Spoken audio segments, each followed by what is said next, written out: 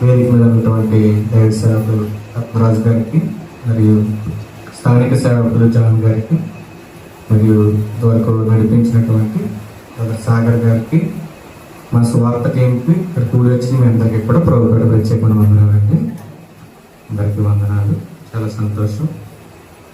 ఎక్కడో కాకినాడ, రామచంద్రపురం ప్రాంతాల్లో ఉన్న మేము ఇటు రీతిగా ఎర్రగొండ, మిర్యాలవారి వీధి ఈ ప్రాంతానికి వచ్చి రీతిగా మీతో పాటుగా దేవుడిని స్తుతించడానికి, దేవుడిచ్చిన గొప్ప ధన్యతను బట్టి దేవుడి నామానికి మహిమ కలిగిన గాక.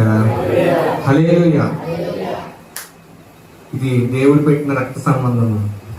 ఎక్కడ వారమో ఎచ్చటి వారమో తెలియదు, కానీ మనం అంతా కూడా ఆయన రక్తం చేత కడగబడి రక్త సంబంధికులుగా మనం ఇక్కడ ఉన్నాం. కాబట్టి గొప్ప ధన్యత. చిన్న ప్రార్థన చేసుకుని కొద్ది నిమిషాలు దేవుని మాటలు వినడానికి సిద్ధపడతాం. ప్రార్థన చేసుకుని అందరూ కూడా కళ్ళు మూసుకుని ప్రార్థన. సర్వోపకారి సర్వశక్తి మంతుడ గొప్ప దేవానికి వందనాలు ప్రభువా. ఈ సాయంకాల సమయంలో ఆయన రీతిగా ఈ ఏజెన్సీ ప్రాంతంలో మిమ్మల్ని స్తుతించడానికి, ఆయన మాటలు వినడానికి కంటే మిమ్మల్ని అందరినీ సిద్ధపరిచిన విధానం బట్టి నీకు వందనాలు, స్తుతులు, స్తోత్రాలు ప్రభువా. కానీ కొద్ది నిమిషాలు మీ మాటలు చెప్పడానికి సిద్ధపడుతుండగా మీ ఆత్మ సహాయం మాకు వీలుగా దయచేయమని అడుగుతున్నాం తండ్రి. ఆయన తండ్రి ఇంతవరకు పాటల ద్వారా మీ నామాన్ని మహిమపరచడానికి ప్రభావ మేము స్తుతించడానికి మీరు ఇచ్చిన గొప్ప ధన్యతను బట్టి నీకు వందనాలు నాయన. తండ్రి వాక్య భాగంలో పెడుతుంటే వాక్యం ద్వారా మీరు మాతో మాట్లాడండి, మిమ్మల్ని బలపరచండి. మా ఆత్మీయ స్థితిగతులను ప్రభావ మరొక మెట్టు తండ్రి ఎక్కించమని ప్రభ చూపించమని సమస్త ఘనత, మహిమ, ప్రభావం మీకు ఆరోపిస్తూ తండ్రి వింటున్న మా అందరికీ విని గ్రహించి అర్థం చేసుకునే హృదయాన్ని ప్రసాదించమని ప్రభుల రక్షణ క్రీస్తు వర్గీనామాడి వేడుకుంటున్నాము కన్న తండ్రి. ఆమె అందరికీ మరొకసారి వందనాలండి. కొద్ది నిమిషాలు మనం శ్రద్ధగా దేవుని మాట్లాడడానికి సిద్ధపడతాం. చాలా వరకు అందరూ కూడా దేవుడిని తెలుసుకున్న బిడ్డలు ఇక్కడ ఉన్నారని నేను నమ్ముతున్నాను. అవునండి, అందరూ దేవుడు తెలుసుకున్నారు కదా. అందరూ బాప్తిస్మం తీసుకున్నారండి. మంచిదండి. అందరూ తిరిగి మారుమూల ప్రాంతంలో ఇక్కడ సన్నిధి ఉండడం, ఈ సన్నిధిలో అందరూ కూడా దేవుని తెలుసుకున్న బిడ్డలు ఉండడం చాలా గొప్ప ధన్యత. నిజంగా చాలా సంతోషిస్తున్నాం. మేమైతే కొద్ది నిమిషాలు మనం దేవుని వాక్యాన్ని వినడానికి మనం సిద్ధపరచుకున్నాం. దేవుడు తన విలువైన రక్తంలో మనందరినీ కడిగి పరిశుద్ధపరిచి ఒక ప్రత్యేకమైన సంఘముగా, ఒక ప్రత్యేకత కలిగిన వారిగా మనల్ని ఇక్కడ పెట్టాడు. క్రైస్తవులు అంటే లేదా విశ్వాసులు అంటే ఒక ప్రత్యేకత కలిగిన వారు. దేవుడు అంటాడు కదా, నేను లోకంలో నుండి మిమ్మల్ని ఏం చేశాను, ప్రత్యేకపరచుకున్నాను. ఒక ప్రత్యేకమైన జాతి. దేవుడు అంటాడు, మీరు దేవుని సొత్తైన ప్రజలు. మనం ఎవరని చెప్పండి, ఆయన సొత్తైన ప్రజలు. ఒక ప్రత్యేకత మనకి దేవుడు ఇచ్చాడు. మీరు లోకానికి వేరుగా ఉండండి, లోకానికి వేరుగా బ్రతకండి, మీ క్రియలు వారి క్రియల వలె ఉండకూడదు, మీరు ఒక ప్రత్యేకమైన జీవితాన్ని జీవించాలి. మిమ్మల్ని చూస్తే ఒక ప్రత్యేకత కనిపించాలి అని దేవుడు ఎన్నో మాటలు దేవుని దైవ గ్రంథాలు మన కొరకు రాయించారు. ఒక మాట మనం చదువుకుందాము. తీతుకు రాసిన పత్రిక 2వ అధ్యాయం 14వ వచనాన్ని ఒకసారి చూడండి. తీతుకు పత్రిక 2వ అధ్యాయము 14వ వచనం. ఆయన సమస్తమైన దుర్నీతి నుండి మనల్ని విమోచించి సక్రియలయందు ఆసక్తి గల ప్రజలను తన కోసరము పవిత్రపరచుకొని తన సొత్తుగా చేసుకున్నటకు తన్ను తానే మన కొరకు అర్పించుకునేను. దేవుడు చూడండి ఏం చేశారంట, సమస్తమైన దుర్నీతి నుండి. అంటే సమస్తమైన దుర్నీతి అంటే పాపం. బైబిల్ చెప్తుంది సకల దుర్నీతి పాపం. అంటే పాపము నుంచి దేవుడు మనల్ని ఏం చేశాడు చెప్పండి, విమోచించాడు. ఎలా విమోచించాడు ఆయన? తన పరిశుద్ధమైన రక్తం చేత మనల్ని కడిగి మనల్ని విమోచించి ఏం చేశాడంటే సక్రియలందు ఆసక్తి గల ఒక సమూహంగా, దేవుని విషయాలందు ఆసక్తి గల ఒక సమూహంగా తన సొత్తుగా మనం చేసుకోవడానికి ఆయన తను తానే అర్పించాడు. మనందరి కొరకు మనల్ని ఒక ప్రత్యేకమైన సమూహంగా చేయడానికి, ఆయన ఎందు ఆసక్తి కలిగిన వారుగా మనం తయారు చేయడానికి దేవుడు ఏం చేశాడంటే తను తాను మన కొరకు ఏం చేశాడంట? అర్పించుకున్నాడు. మరి మనం ఎలా ఉండాలని దేవుడు కోరుకున్నాడు ఈ మాటలో అంటే, మనం ఎలా ఉండాలంటే సత్క్రియలు ఏంది ఏముండాలి? ఆసక్తి ఉండాలి. ఏముండాలి చెప్పండి? ఏ విషయాలు ఆసక్తి ఉండాలి? సత్క్రియలు యందు ఆసక్తి ఉండాలి. ఎఫెసీ పత్రిక 2:10 ఒక మాట ఉంటుంది. ఏమనంటే, మనము ముందుగా సిద్ధపరిచినటువంటి సత్క్రియలను చేయడానికి మనము దేవుడు ఏర్పరిచిన వారము, లేదా ఆయన యొక్క సృష్టి అయి ఉన్నామని అంటారు. అంటే దేవుడు మనల్ని ఎందుకు ఏర్పరచుకున్నాడు ఈ భూమి మీద? దేవుడు ఎందుకు మనల్ని సృష్టించాడు ఈ భూమి మీద అంటే, ఆయన ముందుగా కొన్ని సత్క్రియలు ఏం చేశాడు? మన కొరకు సిద్ధపరిచాడు. ఈ సత్క్రియలు మీరు చేయాలి, ఈ మంచి కార్యాలు మీరు చేయాలి, లోకమందు నా కొరకు మీరు ప్రత్యేకత కలిగిన వారుగా ఉండాలి అని దేవుడు ఏం చేశాడంటే మనల్ని ప్రత్యేకపరుచుకున్నాడు. తన సొత్తుగా మనల్ని ఏర్పరచుకున్నాడు. తన కొరకు తన రక్తాన్ని వెల చెల్లించి మనల్ని ఏం చేశాడు? ఆయన ప్రత్యేకపరుచుకున్నట్లుగా మనం బైబిల్ గ్రంథంలో మనం చూస్తాం. ఎంత గొప్పవాడు మన దేవుడు అంటే, ఆ ప్రత్యేకత మనం ఖచ్చితంగా కాపాడుకోవాలి. దేవుడు ఒక ప్రత్యేకత ఇచ్చాడండి మనకి, చెడలేదా? భారతదేశం కార్యక్రమం ద్వారా మనం ఏం చేస్తున్నాం? లోకానికి వేరుగా ప్రత్యేకంగా బ్రతుకుతున్నాం. కాబట్టి దేవుడు చెప్తున్నాడు సత్క్రియలు యందు మీకు ఆసక్తి ఉండాలి. ఇందాక మనం లేఖన పట్టణం చదువుకుందాం. ఆ మాట కూడా ఒకసారి మనం చదువుకుందాం. మత్తయి సువార్త 5వ అధ్యాయము, మత్తయి సువార్త 5వ అధ్యాయం 14 నుంచి.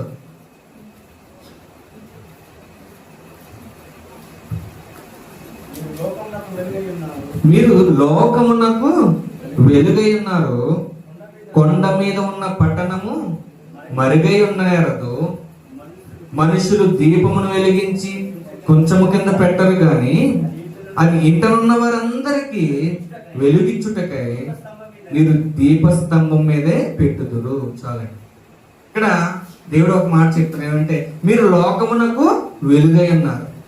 విశ్వాసులమైన మనము, క్రైస్తవులమైన మనము, దేవుడు తెలుసుకున్న వారమైన మనము ఎలా ఉండాలని దేవుడు కోరుకుంటున్నాడు చెప్పండి?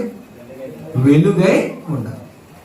కొండ మీద ఒక దీపాన్ని పెట్టినప్పుడు, కొండ మీద ఒక లైట్ వెలుగుతుంది అనుకోండి, కింద ఉన్న వారికి కనిపించకుండా ఉంటుందా? లేదా కొండ మీద ఒక పట్టణం ఉంది, మంచి వెలుగులతో ఉన్నది, అన్ని ప్రాంతాలు కూడా ఆ పట్టణాన్ని, ఆ కొండని ఏం చేయగలుగుతుంది? చూడాలి. మనం కూడా ఆ కొండ మీద పెట్టిన దీపం వలె ఉండాలని దేవుడు కోరుకుంటున్నాడు. క్రైస్తవులు ఎలా ఉండాలి? కొండ మీద వెలుగుతున్న దీపం, దీపస్తంభం మీద పెడుతున్న దీపం ఎలాగైతే ఆ ప్రాంతానికి అంతటికీ వెలిగిస్తుందో, ఇక్కడ ఈ ప్రాంతంలో దేవుడు మిమ్మల్ని పెట్టాడు. ఏం చేశాడు చెప్పండి? దేవుడు ఈ ప్రాంతంలో మిమ్మల్ని పెట్టాడు. మీరేం చేయాలి? క్రైస్తవులుగా ఇక్కడ ఉన్న మీరు, విశ్వాసులుగా మీరు ఉన్న మీరు ఏం చేయాలంటే ఈ ప్రాంతానంతటికి దేవుని వెలుగుని ఏం చేయాలి? ప్రచురించాలి. ఎలాగా మన వెలుగును మనం ప్రచురించగలం అంటే కింద వచనం మనం చూద్దాం.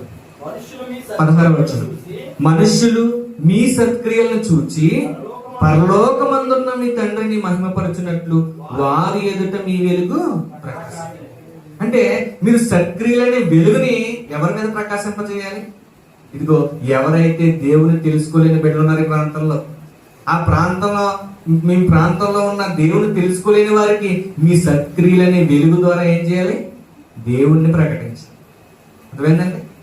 అంటే మీ పనులు, మీ కార్యాలు, మీ మంచితనం, వీటి ద్వారా మీరు ఏం చేయాలంటే మీరు దేవుని నామానికి మహిమ తెచ్చే విధంగా, అనేక మంది దేవుని వైపుగా ఆకర్షించబడే విధంగా మీ ప్రవర్తన.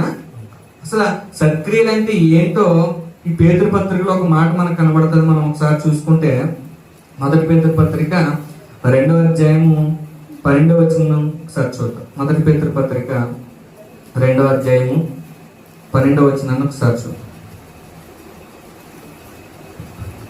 2వ అధ్యాయం 12వ వచనం, అన్యజనులు మిమ్మల్ని ఏ విషయములో దుర్మార్గులను దూషింతురో ఆ విషయములో వారిని సత్క్రియలను చూచి వాటిని బట్టి దర్శన దినముందున దేవుని మహిమపరచునట్లు వారి మధ్యను మంచి ప్రవర్తన గలవారే ఉండాలి.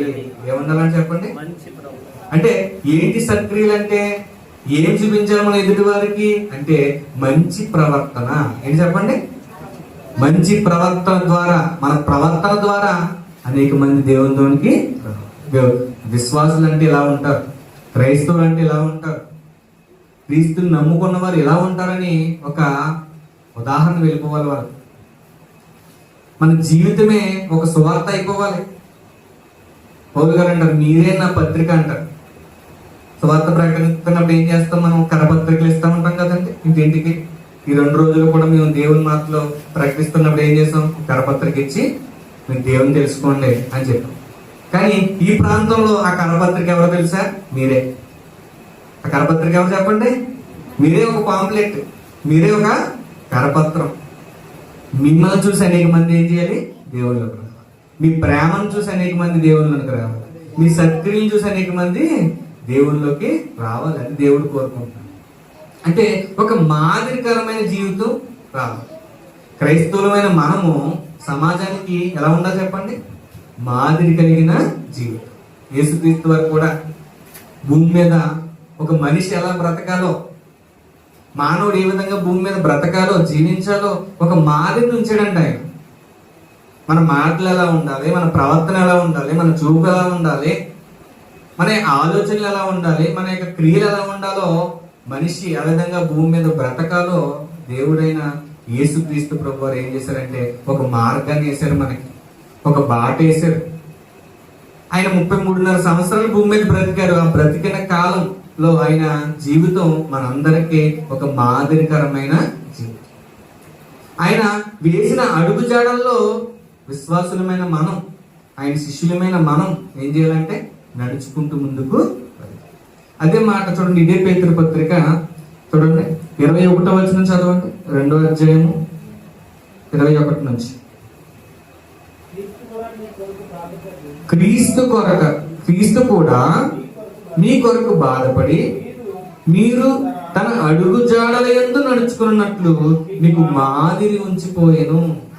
ఆయన ఏం చేశారంటే చెప్పండి, మనకి ఒక మాదిరి, మీరు ఎలా నడాలో అని చెప్పేసి ఆయన ఒక మాదిరిని మనకి ఉంచి వెళ్ళారు.